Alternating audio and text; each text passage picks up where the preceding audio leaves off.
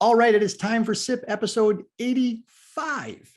It is wintertime in the valley, and that means there is plenty of work to do in the vineyards. All of last year's growth has to be removed. Mustard is blooming. Is that a good thing? We discuss all of it, including techniques for pruning vines with proprietor of Terra Valentine, Sam Baxter, and we do it while savoring his 2015 Amore. Sit back and let's jump right in.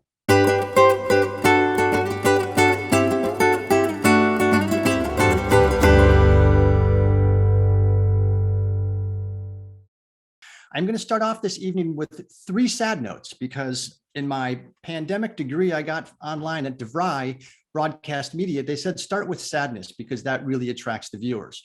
So I do want to let you know that the source of fruit where Sam gets this has discontinued Sangiovese. And we're going to get into that in a little bit. I also want to let you know that many of you received an email this week from Zoetic Wines where Kim has decided to get out of the industry. So in homage of that, I'm wearing my Zoetic shirt that I can't get up because my legs are sore from a leg workout. But that is also Zoetic Wines is going to be no more, maybe a small pause, but Zoetic is no more.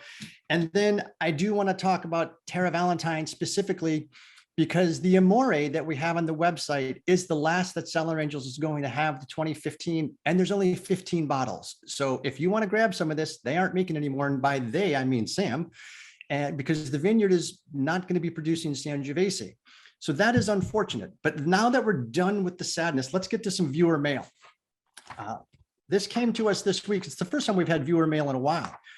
Last week, Martin, we noticed that you did not have any poll questions. Poll questions are what we live for when it comes to Cellar Angels and the wine. Please do better. And why does it seem you only have 3 shirts? Hope to see you soon. Love, Mom. That was a bit embarrassing.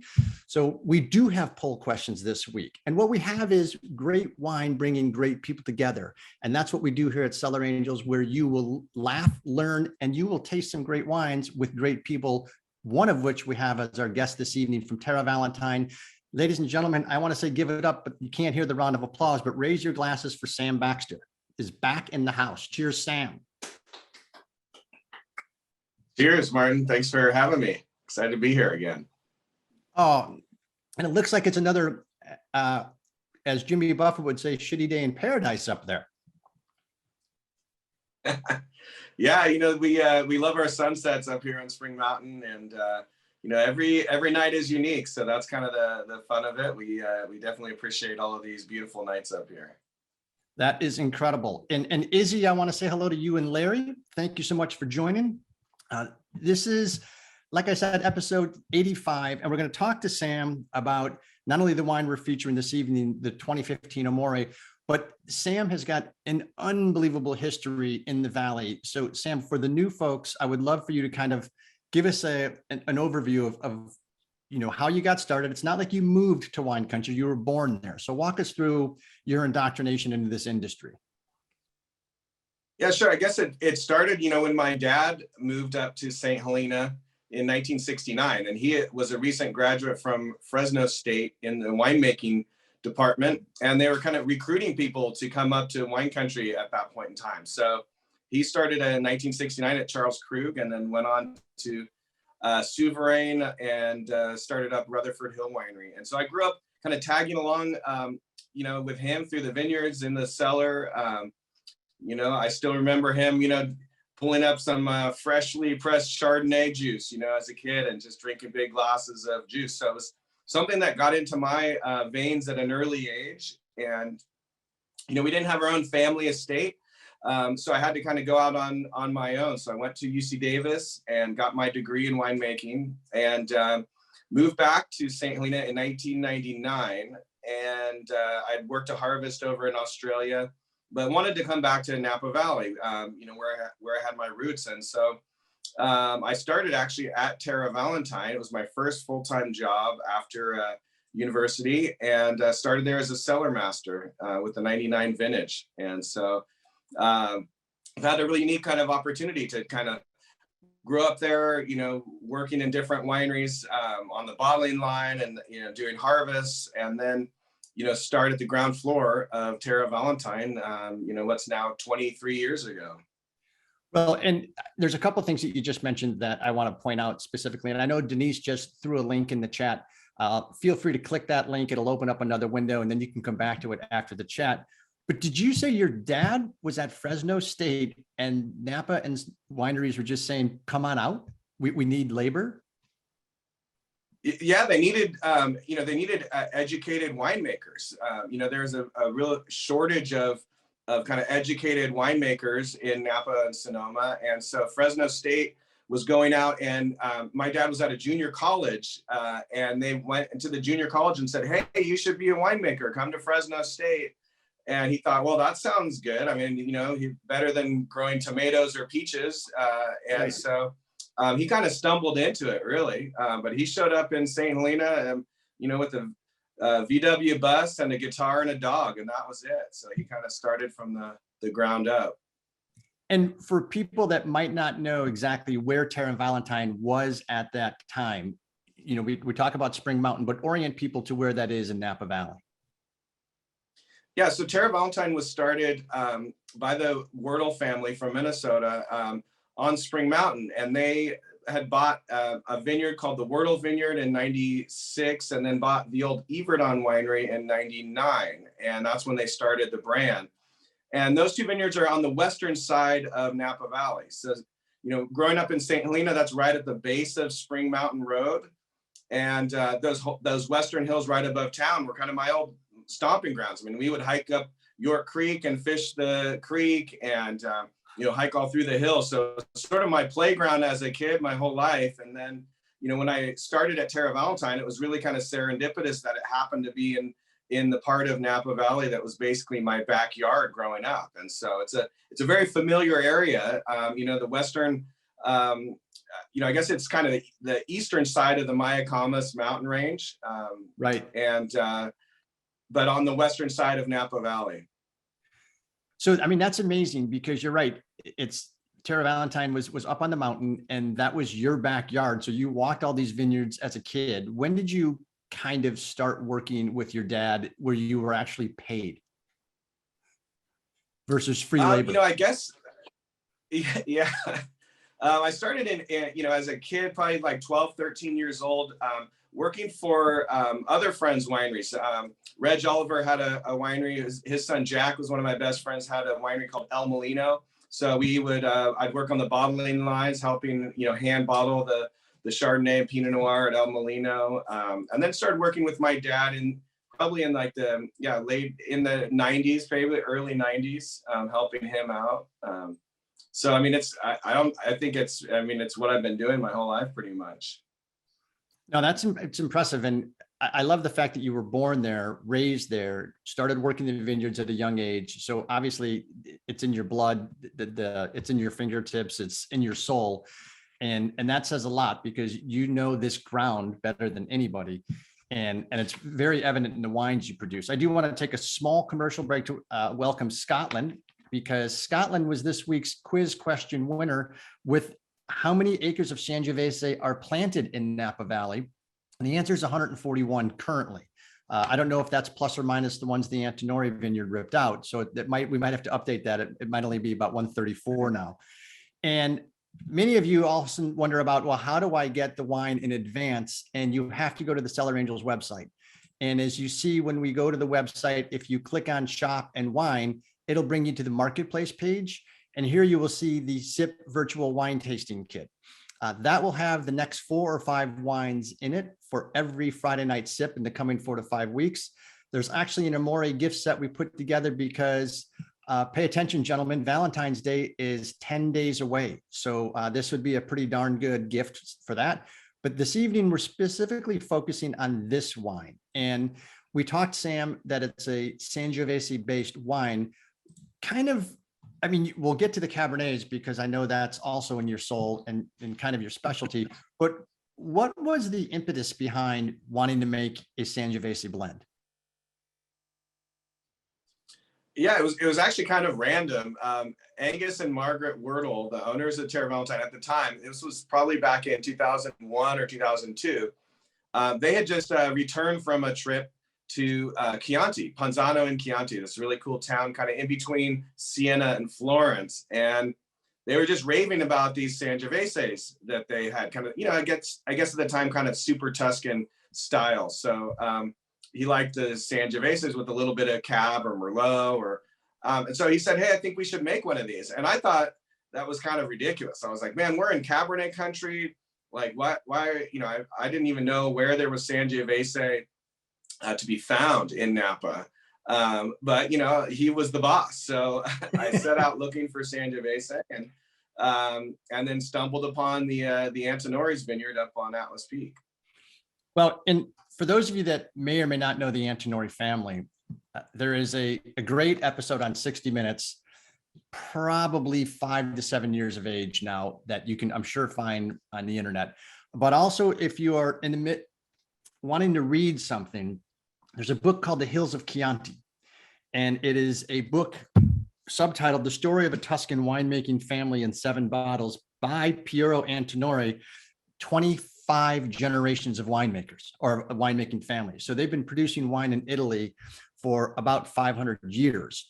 And the book is fascinating, but it really gives you an appreciation for very much what Sam does, where a lot of the decisions you make, not based upon a spreadsheet, but based upon gut instinct, feel, knowing the property, and knowing kind of a vision perspective on this is what we want this to be in 7 years, 10 years, 20 years.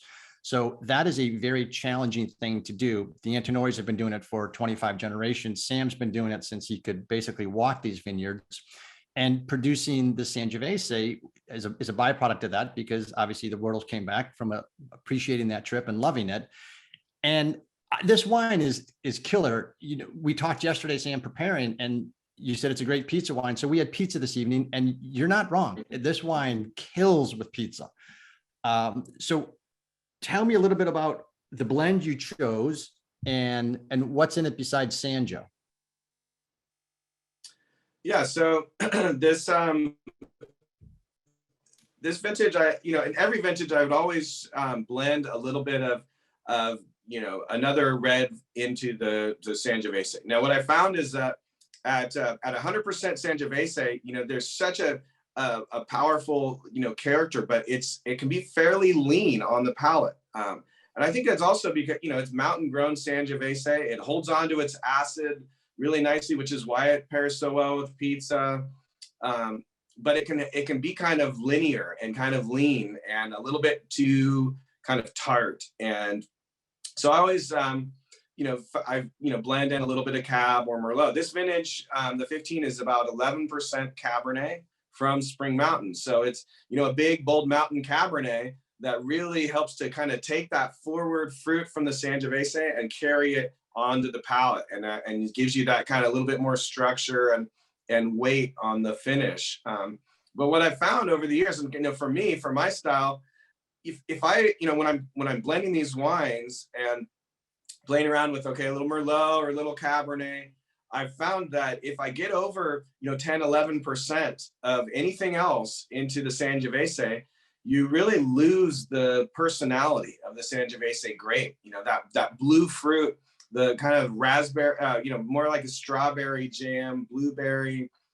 There's some really nice spice, some floral notes, and that are very unique to Sangiovese. It's a fruit. It's the type of fruit you don't get in Merlot or Cabernet or Pinot Noir or even Zinfandel. I mean, it's fairly unique. And so if you add too much Cabernet Merlot, it just becomes like a generic red wine, which, it may taste good, but it's for all of my wines, it's important that I show off the character of the grape, the varietal, and the vineyard. And so I find that, any more than 10 or 11% Cab, it'll overpower the Sangiovese. Interesting. And the Antinori or Antica winery over on Atlas Peak, if I'm not mistaken, where you source this is a fairly specific clone, if I'm not mistaken. Right. It's Sangiovese Grosso. So it's, purportedly it's cuttings that they brought over from their vineyards in Montalcino. So more like the Brunello version of Sangiovese versus the Chianti version. But it's hard to know exactly, but that vineyard was planted by the Antinori family I think it was around in the early 90s, late 80s, early 90s. And then he went ahead and leased the vineyard to I believe it was Beam Estates. So he actually wasn't even involved in the vineyard for the first 15 or 20 years of that property. So when I was buying fruit from them, I was buying fruit from Beam Estates, and they were, operating the Atlas Peak Winery up there on that property. And Antinori had his own kind of neighboring property that was the family property, but wasn't involved in the Sangiovese. So it wasn't until 2008 that his family came in and the leases were up. So they took back over full management of that property. And that's when they kind of turned the facility into the Antico Winery. And so that's when it was really got interesting, because the Antinori family got really involved. They prioritized the Sangiovese from a farming standpoint. So they took it down to 1 cluster per shoot. They really, did their best kind of, to farm the best Sangiovese possible. So there was a definite increase in quality at that point. Well, and Cellar Angels, because they're very, very smart and they're heroes, wine heroes, they remember the section we did on clones, and specifically where the clonal library exists from Davis and the Foundation Plant Services, FPS. And when you start looking at the Sangiovese Grosso clone, it has a pretty special history in the Napa Valley. And one of the gentlemen who's in basically part of that whole thing, this guy's Alberto Antonini, not to be associated with the Antinori, but he was the head winemaker of Antinori. And he also brought over the clones and gave them to the Mondavi family for this Sangiovese Rosso. And he was one of the top 5 wine consultants in the world. He basically says too many people are trying to make wine like Justin Bieber, where it's very popular right now. And what they should do is just be true to the soil and to the location and the aspect and the terroir that they're in. That's how you make great wine. You don't manufacture something for the market. You manufacture something that comes off the land. But this person was basically responsible for having the Antinoris bring over clones. And the clone that Sam is specifically talking about is a very, very special Sangiovese clone. And it obviously comes through in this. It's a shame that there is going to be none left, unfortunately. Yeah, so sadly, after a few years of farming, starting around 2013 to 14, they decided that, they're like, well, if we can grow really good Sangiovese on all these spots, we can also grow really good Cabernet. And so as a company, they opted to shift away from Sangiovese a little bit. They kept a couple of the best blocks, so they still have Sangiovese up there, but they planted a majority of it over to Cabernet Sauvignon. And I think it was just really a dollars and cents kind of business decision at that point. And so, I think it's, as much as there is the, kind of a niche market and people, and you can grow really great Sangiovese, there's not a huge demand for Sangiovese in the, California Sangiovese. It's actually really had a kind of a tough history of getting any traction at all. And so, while I've enjoyed it, it's kind of understandable that they've decided to focus on Cabernet, but right, that's more of the Justin Bieber popularity contest. Sadly. There you go. Clearly not a huge amount of traction when there's 141 acres of it in Napa. So I do want to chat a little bit about kind of where you are sitting right now and the the Phoenix or the renaissance of what you're producing up there. So you're basically on the top of Spring Mountain. You had to do some adjustments due to some fires that came through. Walk us through kind of where you are, the vineyard you're planting, because it's all brand new. Right. So, Terra Valentine was located, on the Spring Mountain side of the mountain, for 15 years up through 2014. And that's when the Wordle family decided to get out of the business. They sold me the company, Terra Valentine, all the inventory, and they kept one of the vineyards and sold one of the vineyards. And so at that point, I set out to find, kind of a new home, a new estate for us. And so we bought the property that I'm at now in 2015. It's the 112 acres at the top of Spring Mountain on Spring Mountain Road. We call it Spring Summit Ranch, and because we're literally on the summit, as you can kind of tell behind me, right at the top of the Maikama mountain range, on the border between Napa and Sonoma. And so in fact, although our address is on the Spring Mountain side, technically our property is more west facing. So we're on the Sonoma County side of the mountain. And so we get these amazing sunsets, which is really great. And it's a beautiful spot up here. It's, you know, we're right next to Paloma Vineyards, across the street from Vineyards 7 and 8 and Pride. Just to the south of us is York Creek Vineyard. So we're really in this, you know, really great spot for growing grapes. So, you know, we're working on planting. We have about 10 acres of the 112 acres that we're going to convert to vineyard. So most of it will stay as natural, you know, forest, and but we will carve out a little bit of vineyard. But it, you know, it's something that for me, it's really something I'm doing. You know, I'm involved in every aspect of it, so I'm not rushing the process. Really, kind of enjoying and the work, and getting my hands dirty quite a bit with it. And that's going to be some spectacular vineyard. So the ranch is 110 acres and you're planting 10 acres, and there were no vineyards here before, correct? Right. So this property, you know, was really not undeveloped. There was a small house built here by the previous owner, but they used it just as kind of a weekend retreat spot. So it was never developed. There was never any good water up here. So I had to drill a new well, and we found enough water to make development possible. So previously, you know, there wasn't enough water to look at developing. So, you know, those are pretty key. That's a pretty key component up here. But it is kind of like homesteading. I mean, I do feel kind of like a pioneer up here, because I am looking at this land that's never been vineyard before. So there, you know, there's not 100% guarantee it's going to be great, but if you look at all the neighbors, you know, you're like, okay, I'm pretty sure it's going to be great. And, you know, I'm digging test pits and looking at all of that. So, you know, it is kind of an adventure, you know, and at this point in my career, though, it's great to be doing it for myself. You know, we planted a lot of vineyards for the Wordle family. We developed about a 25-acre vineyard on Spring Mountain. We called the Everdon Vineyard. So that went from kind of forest all the way through into grapevines. And then, you know, I made wine from that vineyard for a number of years. And that sort of continuity is really important for me, for my career, because, you know, you can go, you know, a lot of winemakers jump around and they spend 3 vintages over here and 3 over here. But the experience I had there, where we took, you know, dirt and we decided, okay, we're going to put, you know, this clone of Cabernet, this rootstock, this Cabernet Franc in the dirt. And then I had to make wine from it. And then, you know, pour that wine and sell that wine. It really got to kind of connect the dots between all these little decisions we made in the vineyard to what that translated into wine quality. And so it positions me, you know, very well now to take that experience and look at the dirt that I have here and say, okay, I think if I plant Cabernet here, it's going to be great. And if I plant Cabernet Franc over here, it's going to be spectacular. And now, it's pretty exciting.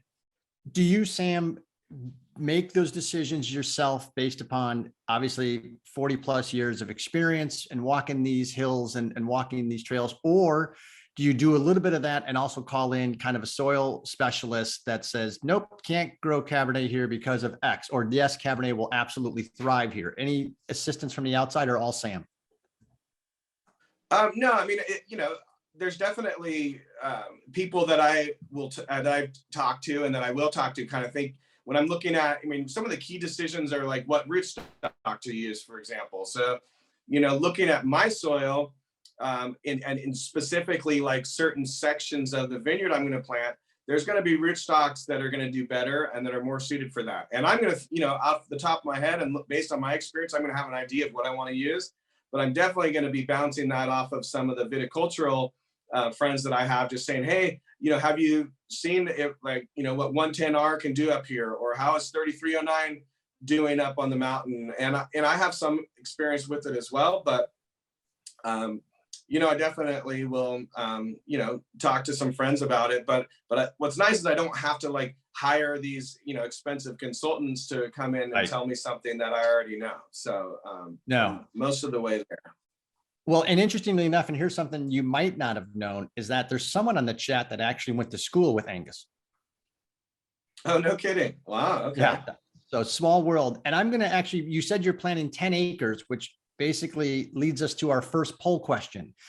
So for the new folks, this is where you have to get your hands on the keyboard because there is a speed incentive.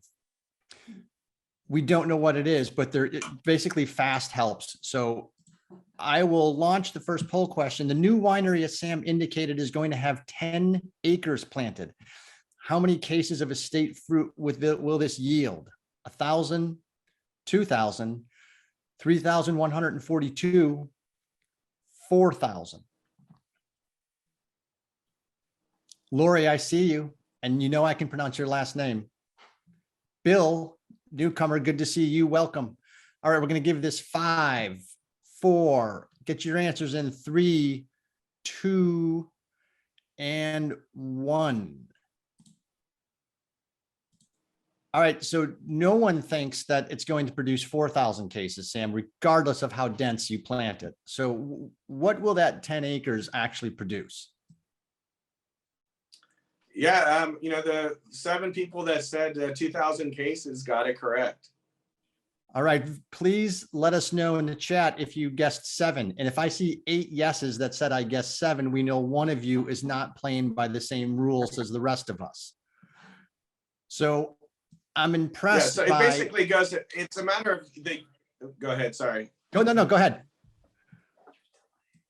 Well, it's a matter of what the yields, do. I think I'm estimating it's going to be between 3.5, 4 tons to the acre, but, if I planted, columbard or something, I could maybe get 8 tons to the acre and push it up a little bit higher, but. And then you would probably have the same challenge from a spreadsheet standpoint of moving the columbard that the Sangiovese. Right, exactly. All right, we're going to go with our second question because it's actually related to the 2,000 cases. And so since everyone's, warmed up, it will be 6 years before wine is commercially available from the estate property. True or false?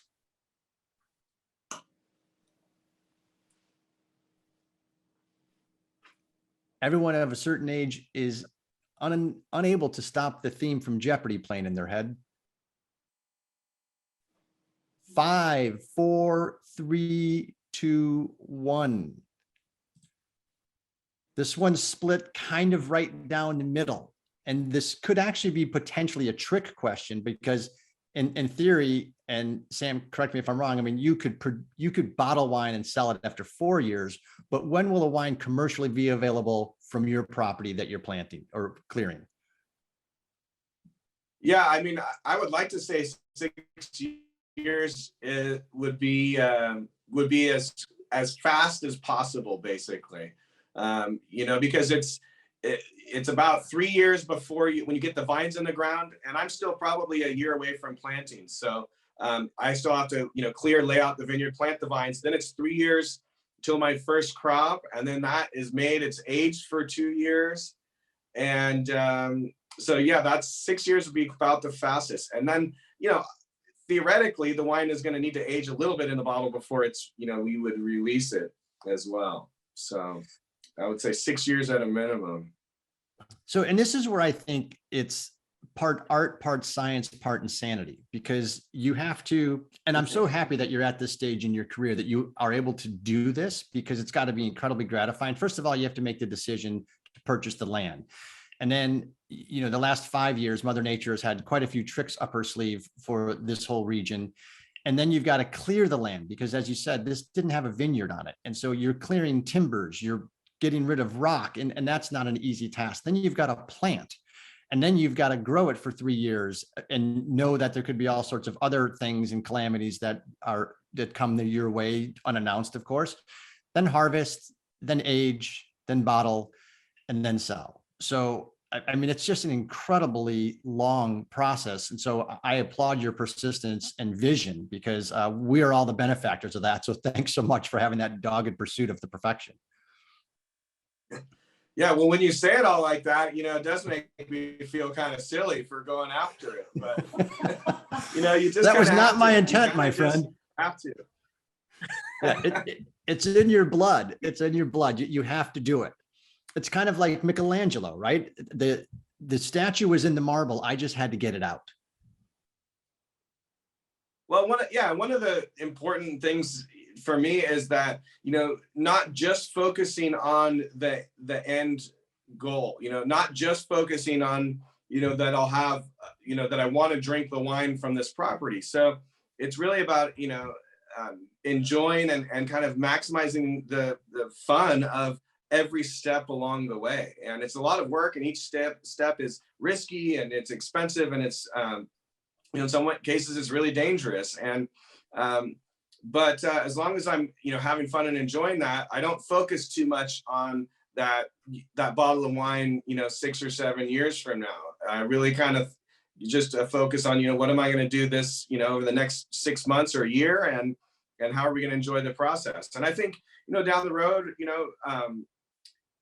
it's kind of an important step. I mean, this property is going to have vineyard on it. It's the beginning of an estate. And, if you look at the old world, they have hundreds of years of experience with these vineyards that, maybe it was a monk that decided we're going to plant this hillside in Burgundy, or whomever, developed those vineyards that, they were taking a lot of risk then too. So in a way, I think it's kind of fun to be able to be in this position. And yes, I may not reap all of the rewards of the estate wines right away, but being a part of this process and having the opportunity to develop a hillside vineyard in a world-class wine growing region is a pretty, I feel very blessed to be able to do that. Yeah, that's just very few people have the opportunity, privilege, honor, esteem, value of being able to do that, especially to see it from start to finish. A lot of people get involved and get brought into projects. You're designing it from start to finish. You acquired the land, you're clearing the land, you're picking the vineyard location, you're picking the rootstock, you're picking the clone. I mean, very few people have that ability, and you've worked your tail off over the last 30 years to be able to put yourself in that position. So congratulations on that.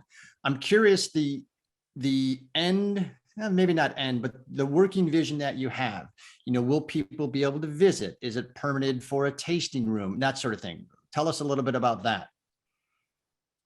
Yeah, definitely. So, before I even started working on the vineyard side of it, I also worked on the entitlements to be able to get a use permit to build a winery and a tasting room up here. So kind of in conjunction with, as I'm developing these vineyards, I'm actually also hoping to break ground this year or first part of 2024 on the, or 2023, I should say, on the winery and tasting room. So we will have full, visitation up here. We'll be able to, we're not bus loads of people, but certainly, be able to, entertain people and share the beautiful sunsets with our guests in the future.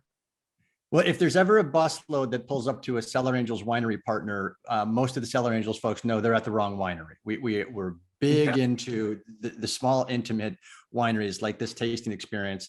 And as you can see, Sam is in a house or structure. It's actually a tiny house that he had to put, or was able to put up on the property, because he lost, due to the fire last year, his house. And so he put a tiny house up there. And that will not be the tasting room. That would be intimate and cozy, but that will not be the tasting room. But you can see the sun setting behind him. We're getting ready to, and it's just a special place up there. Show of hands for those of you on camera, who has been up on Spring Mountain tasting? Just me. Okay. Doug, I'm surprised. Jim, I'm surprised. Jeff and Jane, disappointed and surprised. But that's okay. There are some special places up there, as Sam alluded to earlier. So definitely a tasting room. I'm excited about that. Overnight accommodations for special friends. Did I hear is that? I mean, the idea would be that, this tiny home, once we have our office and tasting room over at the winery facility, that we would, be able to use this as a guest house for people to come stay up here.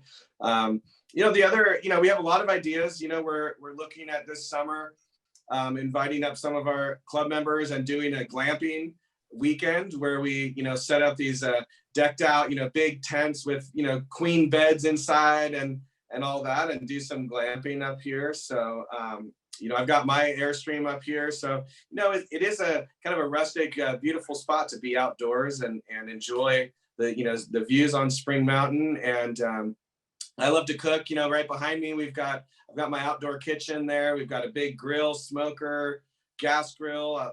Yesterday we had some friends over from Pride, and I fired up some pizzas in my propane fired pizza oven. And so it's really just about kind of enjoying the mountain and sharing it with our friends, our club members. And even before the winery's built, we're still like I said, enjoying every part of the process. No, and that's super cool because, like you said, and you just mentioned a couple of folks that we know very, very well, and it's great since you have fished these streams, walked these trails, driven up and down that road more times than you can count. To be able to share that and watch this vision come to life has got to be incredibly gratifying. And we can't wait to start sending people there. So we're thrilled for you. As a matter of fact, I think we should probably show people exactly where this is. So I think it is Google Earth time, as much as there was a little premature request for it earlier. And glamping is important because the Greaseys, oh shoot, I'm not allowed to say last name, Bob Greasy, quarterback for the Dolphins. He is big campers. Now we are glampers. I like that glamping thing. So I'm a big fan of that. So let's show folks where exactly Sam is sitting. Inside the tiny house. And there's our beautiful blue earth. For those of you that are familiar with Cellar Angels, and for those of you that are not, we focus on one area only, and that is Napa and Sonoma. And to us, it's the mecca of wine production, probably arguably one of the top 2 or 3 wine producing areas in the world. And it is essentially because of the canvas and tapestry and the Mediterranean climate, the proximity to maritime influence, the 13 different soil structures out of the 27 or so known soil structures in the world. They have it all here. And this is a very, very, very special place that produces just artistry and magic, especially in the hands of someone capable of extracting what it can give you. Hold it. And that's Sam. Okay, so now where does Sam get the Sangiovese? The Sangiovese is from the Antinori vineyard over off of Atlas Peak. So now I don't know which vineyard block. We talked about this early on, but this is actually kind of the whole Antinori spread over here. But as we said, there's only 15 bottles left on Cellar Angels. Sam can't make it anymore. They ripped out the vineyards, so the Sangiovese is gone. But the new winery, the Renaissance, the Phoenix, everything rising is over here in just spectacular grand fashion. This is, by the way, Sam, 4000-007 Bond address that Google Earth pulls up. Now, I have Paloma over here. So you can see you have to drive in this road past Paloma and through the woods to grandmother's house. Here's the road right here. Over to Sam's spot where he's been clearing, or is this close? Yeah, so kind of so right where it says Ritchie Creek Vineyard, that direction, that's the top of the hill right there. Yeah, so that's where I'm sitting, kind of in that clearing there. Beautiful. And so you mentioned Vineyard 7 and 8, and that's right over here. Okay, right there, exactly. Yeah, so I'm in the little kind of right in the middle there. It used to be the house, but that's when we were this must have been taken when we were kind of mid cleanup of the house and getting ready for the tiny home there. Well, when we flew the Cellar Angel satellite over, we took this picture February 26, 2021. So actually there's a lot of space junk up there, and one of them would be our satellite. But this is actually, it's pretty cool because when you talk about neighbors and the proximity to some great soils, here's Spring Mountain, and you've got La Jolla, you've got Keenan as you wind your way up, Schweiger, Vineyard 7 and 8, Pride. So your property is going to be over here, and this is what you're clearing? Yeah, exactly. So kind of right about where your pin is where we've been doing most of the work, kind of that sort of ridge that heads from kind of Paloma directly west. Okay. the winery will be up at the top, and then yeah, where your pin dropping is yeah, that's kind of be the core of that of the 10 acres is right through there. Now, obviously, sun aspect plays a role in how you pick vineyard location. So what attracted you to this range right here, and why kind of eastern facing, or maybe that's western facing? So that it's south facing basically. It's kind of hard to look at it, but it's basically south facing. So I can't really see your compass thing, but so you're going to be right in here. Yeah, exactly. Yeah. So it's kind of southwest facing. So it gets morning sunlight all the way up and over to afternoon sunlight. So it's kind of ideal exposure. There's a couple, I know I saw, I think, what is this? Yeah, here's Cane over here, just across a couple ridges. So you're right. You're in some pretty. Right. And that's York Creek Vineyards in there too. Yep. Awesome. We couldn't be more excited. So part of this evening's show is dedicated to what on earth is going on in the vineyards right now on February 4th. Much to the chagrin of folks in the Northeast, in the Boston area, in Indiana, and the Midwest, all the way down to Texas, they're involved in an ice storm. As I mentioned, Chicago and the greater metropolitan area up there got 12 inches of snow. Minnesota got snow. Michigan got snow. Everybody is snowed in. What's happening in the vineyards right now in kind of the winter months? Well, fortunately, not a whole lot. I mean, it's kind of a quiet time to, out in the vineyard, other than pruning. I mean, pruning is the main operation right now. And it's actually been really ideal. We got a ton of rain in kind of October, November, and then it's dried out, and so it's been ideal pruning weather. So the crews have been able to get in and prune rapidly, and get all that finished up. So most of the vineyards I work with have already been pruned. They just finished that up, and so you want it to be dry during pruning, because when you cut into the vine, if it's wet, you can have spores from some of the fungal diseases that can get into those pruning wounds and infect the vine, like a disease called eutypa, which is kind of the most prevalent fungal disease that eventually kills most vines, just because of old age. They all end up getting eutypa. So you want to prune when it's dry, so you don't have those eutypa spores kind of up in the air. And so it's been really ideal pruning weather out here. All right, I've got a question for you on pruning. And that's, by the way, the first time I've ever said that phrase in my life, because I don't think I've ever asked anybody a question about pruning. So walk us through, because you've got to go trim and prune the old growth from last year, correct? Correct. Yeah. Okay, so how many different types of pruning are there? Well, I mean, there's a number of different kind of training systems, but you kind of are showing like the two main ones: cane pruning or spur pruning. So spur pruning means you're kind of keeping that permanent wood out on the wire, basically. So you have, it says old wood. Those are cordons. So those are kind of the arms of the vine that are permanently there. Whereas a cane, you're kind of looking more at like the head of the vine. So you have this little kind of like chalice, sort of like head of the vine, and then each year you leave new canes out. That's where you get your shoots. So it depends on your varietal, kind of your style, how you want to do it, and your varietal. So certain varietals do better with cane pruning, others do better with more of the spur pruning. But either way you're pruning, this is the time to get it done. All right, so let's start kind of at the beginning on spur for a second. So this has got quite a few shoots. So is there a way to tell kind of what the age of this vine theoretically could be?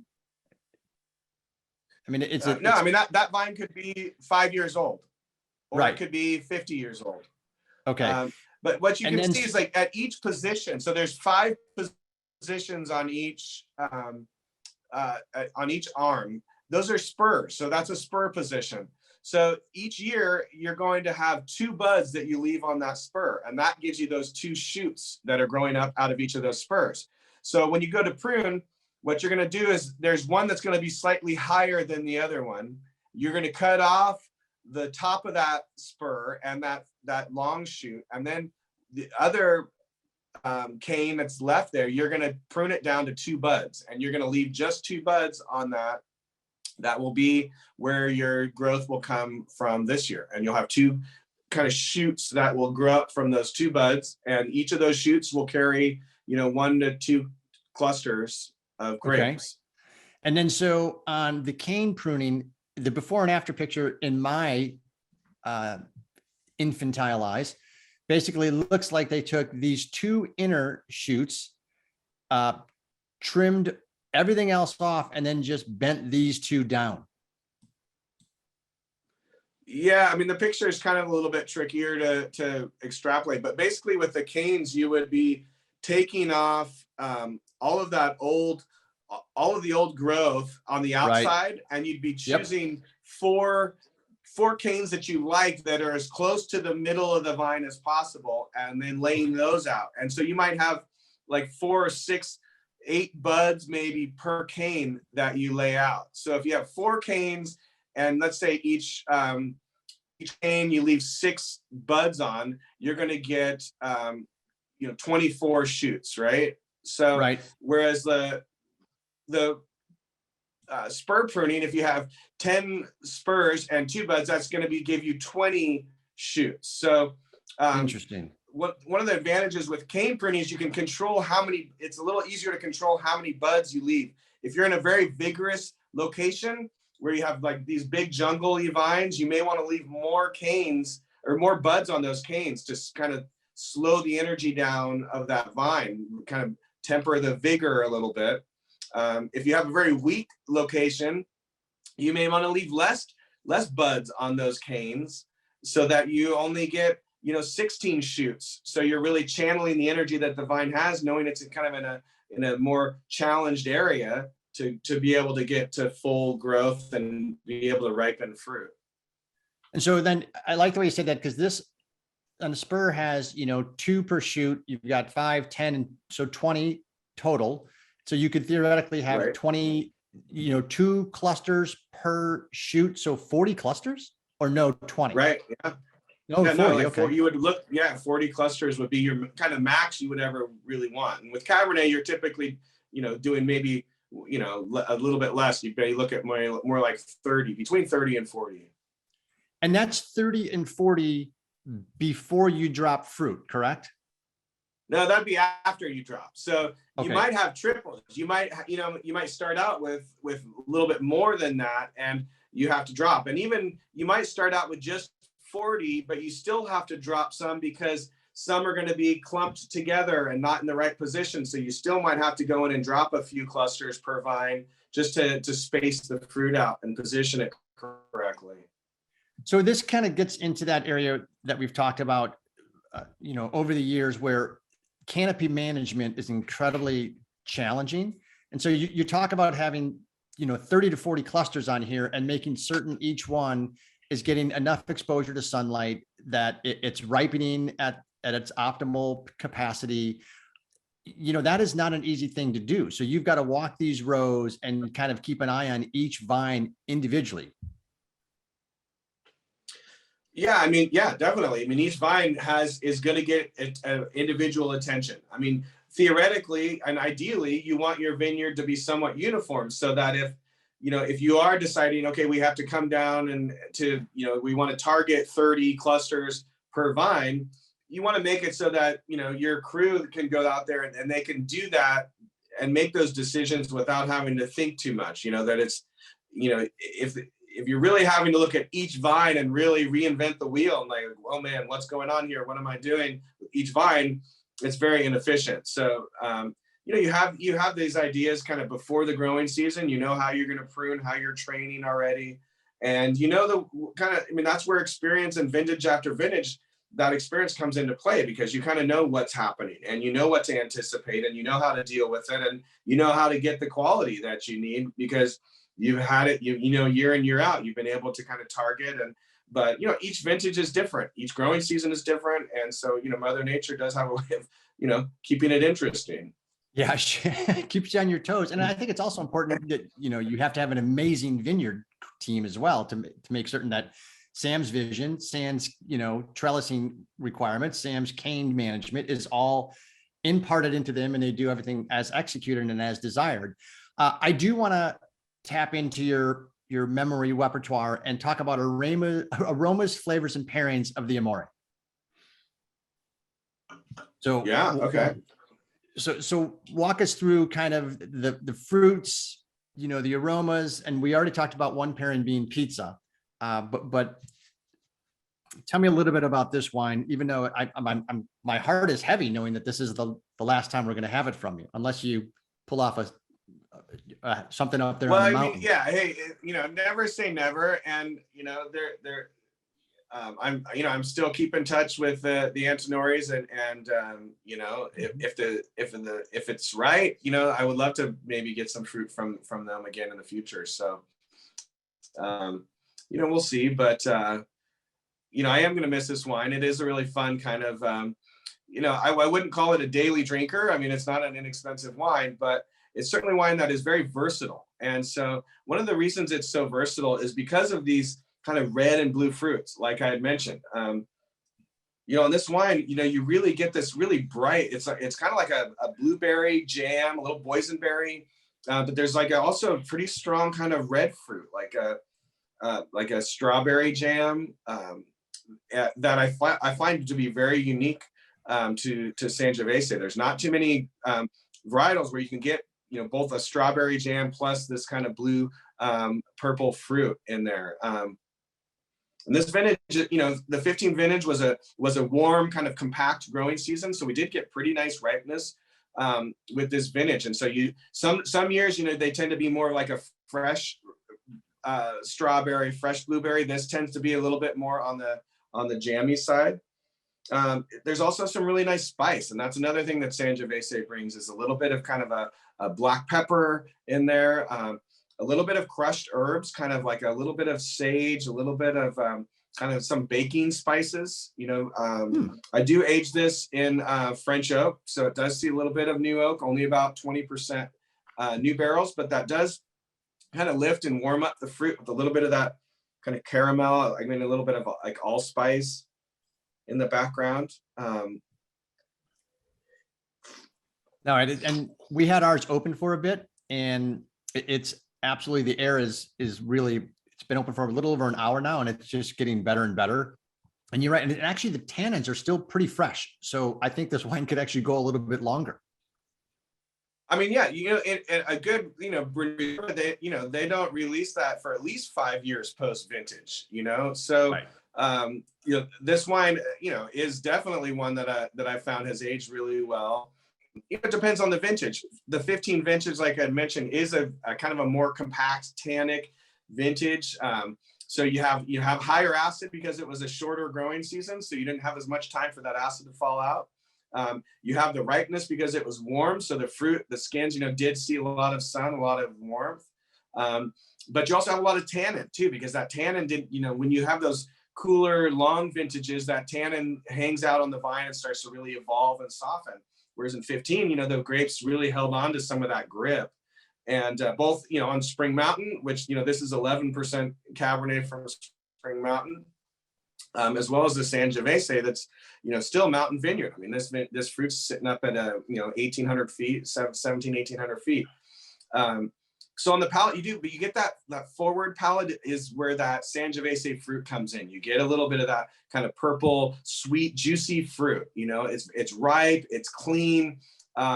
There's a brightness to it, but yet there's also kind of a sweetness. And then on the, you know, as it moves through the middle of the palate, you notice that acidity, you know, and the acid tannin starts to mingle, and then on the finish is where the Cabernet tannins really kind of carry that forward juicy brightness of the Sangiovese onto the back of the palate.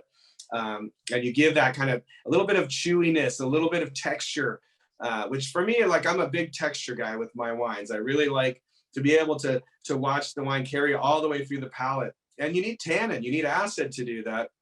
I'm not a big fan of these very soft forward wines, the Justin Bieber style, that you take a sip and you're like, wow, very soft, very sweet.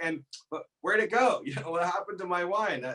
And I like wines with structure and depth, and it goes back to kind of, what my dad taught me, honestly, when I was a teenager and he'd bring wines home, we'd sit around the table and he would teach me how to blend, hey, try this Merlot. Now try this Merlot with a little Cabernet in it. And so I built my palate on kind of his classic style of winemaking. Winemaking in Napa in the 70s and 80s was very much more old world. And Absolutely. so my palate was developed thinking about balance and acid and tannin, rather than just, chasing after this holy grail of sweet, super ripe fruit. So for me, it's the Sangiovese has it all. It brings that brightness, that acid, and then the tannin to finish off. It's interesting because all of the foods that we've talked about, and someone just mentioned bruschetta, and I think it would be amazing with bruschetta. And for all the Bieber fans and DeVry graduates, hold all your letters. We do not want any animosity. There's enough to go around, love for everybody. But it's funny, we talked about cane pruning and shoots and everything. And basically the consumer knows spring as mustard season. So this is actually what's going on in Napa today. And I'm curious, Sam, ground cover crop, your philosophy on that. And because people say, oh, I don't do anything, or I disc twice a year, I do this, what have you learned over the years, and what do you bring to Terra Valentine? Yeah. So up in the hillside vineyards, you want to have a permanent cover crop. So that means you're not disking it in. You're going to mow it at a certain point. But if you disc that soil up here, and then the rains come in before that soil has grass growing or the cover crop back established in the fall, you can get erosion. And so on the valley floor, you see those beautiful mustard vineyards. Those are because it's flat, and they can mow that and they can disc all of that mustard in. But it's funny because, mustard is actually it's a kind of a very invasive plant. It is a nitrogen fixing plant, so it's a legume. It will it does help the soil out. But once mustard is established in your vineyard, there's so many seeds that get produced that you'll basically even if you mowed that mustard every year before it bloomed, you'll never get rid of the mustard. There's years and years, decades of seeds that are there already. So in a way, it's almost it's the creeping Charlie of plants for those of us in the Midwest that you just can't get rid of. It's kind of like this endemic. Yeah, it's this endemic cover crop that's just there. And fortunately, it's beautiful, and it attracts a lot of tourists to come and visit and take pictures in the mustard. So it's it is somewhat of a kind of a marketing too now at this point. To have the mustard season. So I won't be planting any mustard up here. I guess is the long story. We'll have to do our cover crop because it's a permanent cover crop. You need to really fine tune it for your site. So, sorry. Oh, my neighbor's dog came over, a little puppy. That does not. It sounds like Cujo. Yeah. There, dogs are outside now. All good. So you've got to pick a specific cover crop for up there. What are you going with? Yeah, so it'll be a blend. It'll be a blend of different grasses.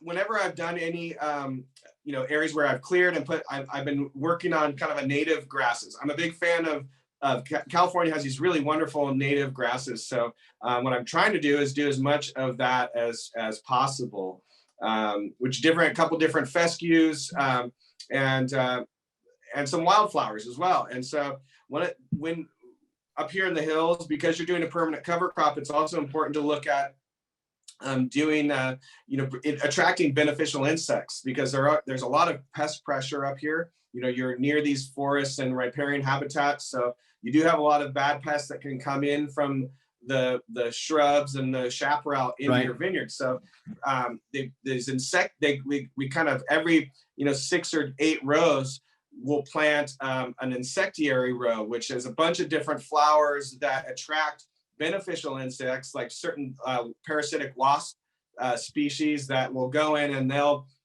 eat and they'll feed off of the larvae of these invasive pests that come into your vineyards. So there's a, you know, it's a reasonably complicated approach to the cover crop up on the hills, but we always mow it down, you know, in the spring, but we never disc it in. So you always have, it's like your lawn, you know, a nice lawn in the vineyard, versus having in the valley floor, they'll disc all that cover crop. Right. All that mustard gets disked into the vineyard. Well, I think you're right. It's interesting because you have a different ecosystem up there. And you also have to pay attention, as you mentioned, to the invasive insects that come in from the forest. And you've got to mitigate that by planting certain cover crops in every 4 or 5 rows. It's a fascinating little dynamic ecosystem to just add to the complexity in the wines. And again, they aren't doing this at, 200,000 case production. I'm telling you that much right now. So I don't think they're doing a lot of ground cover crop management.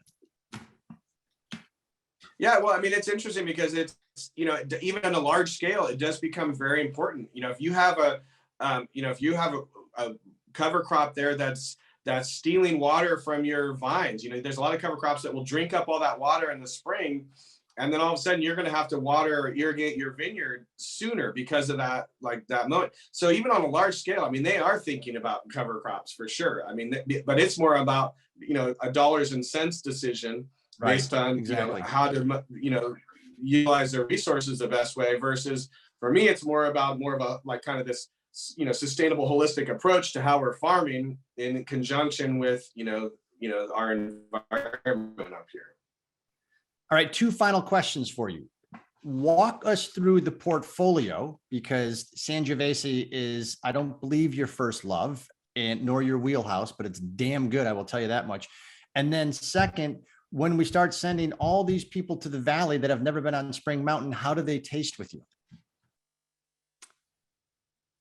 Yeah, so you know, being on Spring Mountain and in kind of this range on the Maicama, you know, the Bordeaux varietals are sort of my wheelhouse. And, you know, I make a number of different Cabernets from kind of a larger blend up into, you know, a Spring Mountain District Cabernet to single vineyards, reserves. I also make a Cabernet from this Sonoma side of Spring Mountain. It's an AVA called Fountain Grove District, which is a brand new AVA.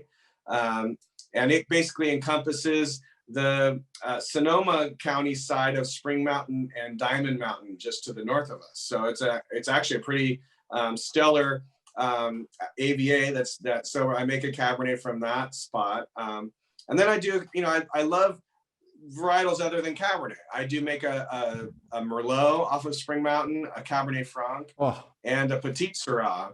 And those grapes are for me, they're fun. They to me, they take the place of the Amore in the lineup in that, you know, they have more exotic fruit, not as much tannin as in the Cabernet Sauvignons, and a little more exotic character. I mean, the Petit Syrah that I'm making up here is from these beautiful head train vines, very old school farming style, but up, you know, in high elevation. So it's a Petit Syrah that's not heavy and jammy.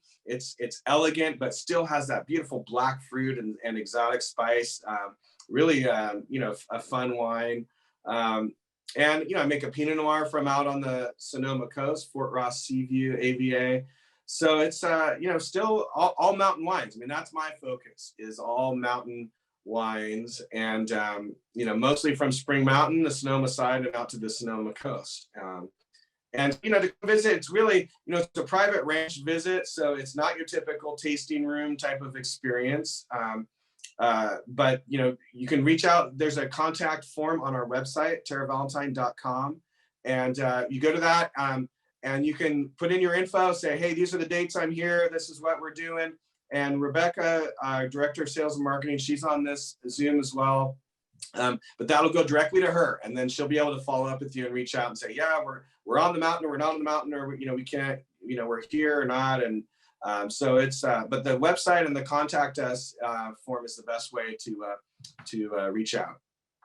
All right, so we've got the portfolio mountain fruit. For those of you that have been understanding mountain fruit, it is a challenge because the vines have to struggle. They've got to go down quite a ways to actually get nutrient, get water, get everything they need. And Sam is an expert in mountain fruit. So the portfolio is something to behold.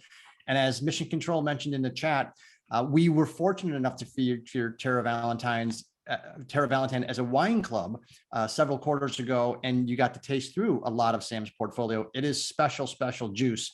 And we can't wait, Sam, to see everything start to come into focus as you're building out up there over the next several years. It's impressive. We love your pursuit of the dream and the vision and everything you bring to bear on the market and everything that you put into the bottle. Because like I said earlier, we are the benefactors of that. I do want to let you know that for those of you that have not subscribed to the YouTube channel, you can get these videos and all of the videos that we've featured over the last 12 years. That's insane. 12 years. I get goosebumps as I say that. Thank you all, Wine Angels, for the heroic mission of supporting us and throughout that time. And certainly all the 85 or 84 past sips are out there as well, until the sponsors actually tell us to take them down because they're up there illegally. They shouldn't be up there illegally. We passed all of that law stuff. Wine Club release is later this month. The announcement is coming. The paperwork has been signed. You are in for a special treat. Very excited about this one. Next week, we have the folks from Crux. And if you don't know Steve Grau and Brian Callahan, many of you do. They've got all, again, I don't know why we sometimes gravitate to the Rhone, but boy, there's some incredible QPR wines coming out of the Sonoma region from Rhone perspective. And it is going to be Brian and Steve dissecting the vast Russian River Valley. It'll be a fun episode, much like this one, where you become wine-fluential just based upon viewing, tasting, laughing, learning, and sharing, which is what great wine is all about, bringing great wine together. I would like everyone to raise a glass to the wonderful guest this evening, Sam Baxter, and to his health and to his success up on Spring Mountain. And may Mother Nature skip you every single time she wants to throw a curveball in the coming years, my friend. Hey, thanks, Martin. I really enjoyed this. It's great to share the story, and it's really wonderful to bring everybody along on this journey. It makes me feel like I'm not up here on the mountain alone pursuing this crazy dream. You guys are along on this, so that's what makes it all worth it. Outstanding. Be safe, everyone. Be good to one another. Thanks so much for all your support. Cheers, and have a great weekend. Cheers.